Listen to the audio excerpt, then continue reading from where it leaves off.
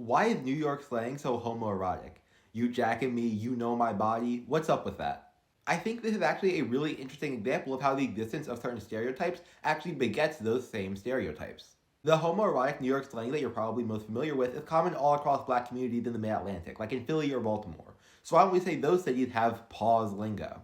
I think it's the result of multiple other things that are actually unique to New York City culture, converging and creating the image that New York City culture is homoerotic in a way that Philly and Baltimore culture aren't.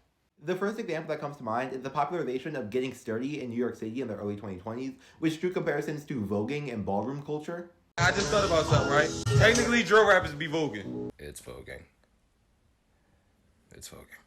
And I think that this, combined with what some might consider to be feminine clothing choices in black New York City streetwear, like the prevalence of skinny jeans, contributed to this notion that New York City is homoerotic in a way that Philly and Baltimore aren't.